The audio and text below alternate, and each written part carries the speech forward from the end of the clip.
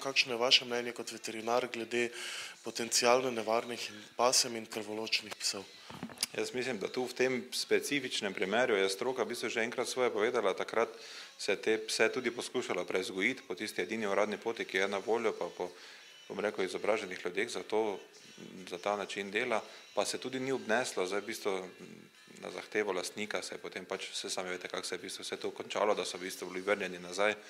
Nažalost se je situacija tu slabo končala in tu na nek način moram stati za stroko, ker odločitev stroke vlada, so ti psi predstavljajo nevarnost za človeka. Katere so po vašem mnenju še potencialno nevarne vrste, ko govoriva o napačni vzgoji psov? Te potencialno nevarnih pasem je kar dosti. Na nje spada argentinska doga, fila brasiljero, potem tudi nemška doga je na seznamu teh potencialno nevarnih pasem. Skratka, vse borbene pasme, kot so pitbull, staffordski terrier, bull mastiff, cane corso, sicilijanski mastiff, potem imamo še american pitbull in pa nekje tudi ameriški bulldog. Tisti je malo večji, skratka, to je seznam potencialno nevarnih pasem. Potencialno pa govorimo zaradi tega, ker je vedno vzrok v človeku, ni toliko v psu. Se pravi, s pravilno vzgojo so lahko ti psi prav simpatični prijatelji? Z zgodnjo socializacijo, ko dobimo psa kot mladiča, kasneje z zelo dobro vzgojo, vzgoja, kasneje pa šolanje. Šolanje in vzgoja sta zelo tesno povezane. Se pravi, psa ne smemo pustiti, da od mize je, da gre, da spi na postelji, tam, kjer živimo mi. Recimo, da si z nami v kopalnici zobe umiva. Skratka, pes je pes, on je na 4 nogah, mi smo pa na 2. Potencialno nevarnih pasem pravite ni toliko med Slovenci. Potencialno nevarne pasme je seveda spet ena oznaka, ki je zdaj bila pač v Sloveniji tudi sprejeta kot veljavna oznaka, do čim je to z veterinarskega stališča malo sporno, determinirati pasme po nevarnosti, zato ker veterinarske neke utemeljitve tu so mnenja se delijo, zato ker v bistvu veterinarska stroka je tu malo deljena, ampak ta opredelitev je pač sprejeta na njegove pač države in se moramo pač potem tega držati. Prvo je človeško življenje, potem pasje. To je moj moto. Čeprav sem navdušen kinolog, ampak pes mora biti socializiran, lepo vzgojen in biti primeren socialni družbi. Kinologi pravijo, da je odločilnega pomena, ali pes postane nevaren, agresiven, vzgoja. Kakšnega mnenja ste vi? Ja, to je to. V bistvu gre vse stvar vzgoja, tako da smo že imeli probleme z psmi, ki so takih pasem, ki ne bi noben si mislil, da bi bili problematični od, ne vem, labradorcev, prinašalcev. Ukvarjati se treba s psom. Več se ukvarjamo, več je pes med ljudmi, več je med stiko z drugimi. To je živo bitje, to ni robot. Ko nekdo reče, jaz bom psa kupil, pa ga ko robota navil, ne. Isto, on razmišlja, ima možgane. Inteligence pa ni pri psu, tako da tu ljudje napak razmišljajo. Kot veterinar se pogosto srečate z nevarnimi psi pri vašem poklicu? Žal ja, mislim pogosto je zdaj taka relativna oznaka. So primeri, kjer se obstajajo sumi, da bi šlo za agresivno žival, ker obstaja neki sum, dostikrat tudi utemeljen sum, da gre za nevarno žival.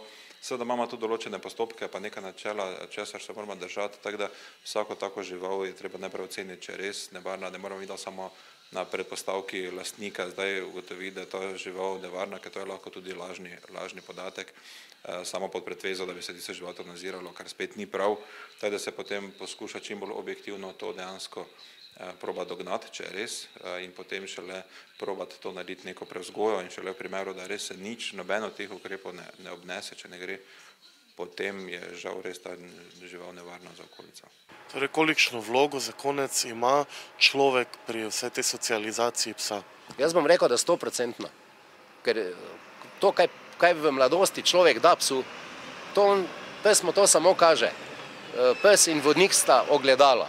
Oziroma pes je ogledalo mene ali ogledalo vodnika. Če bom jaz malomaren, nedosleden, bo pes enak. Če bom jaz flegmatičen, bo pes enak. Če bom jaz melaholičen, pa šel počasi, se bo pes teh kretnj navada. Ko se pojavi prvič agresija pri takšnem psu, kaj bi svetovali lastniku? Ja, zdaj dostikrat pri lastniku je problem, zato ker če se pri lastniku pojavi agresija, je lahko že na njegovi strani zatajil, če je šlo za napačno vzgojo.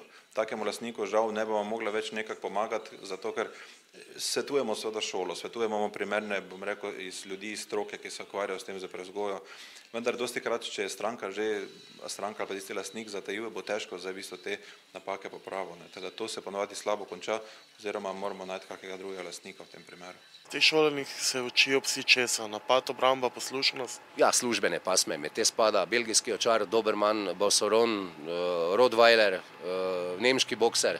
Z njimi se uči sled, poslušnost pa obramba. Kar se pa tiče teh psov, ki so na potencialnem spisku nevarnih, s temi se obramba ne sme trenirati, je po zakonu FCI-ja, to je Federal Kinologische International organizacija, prepovedana obramba. Se pravi, trenira se samo poslušnost in pa naš BBH izpit, kar pomeni Beleitung Besuchhund, to je pes spremljevalec.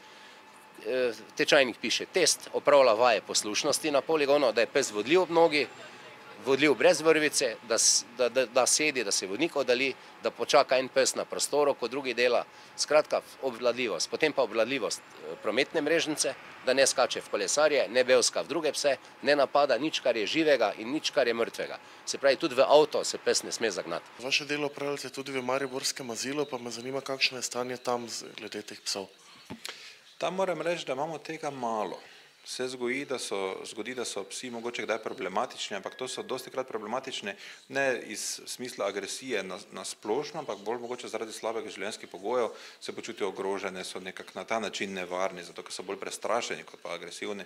In moram reči, da tu imamo kar nekak dober način dela, se kar nekako ujamemo, da poskušamo te živali na neke mere socializirati, pa smo zdaj dejansko bili kar uspešni. Ker gre ponavadi zaradi strahu.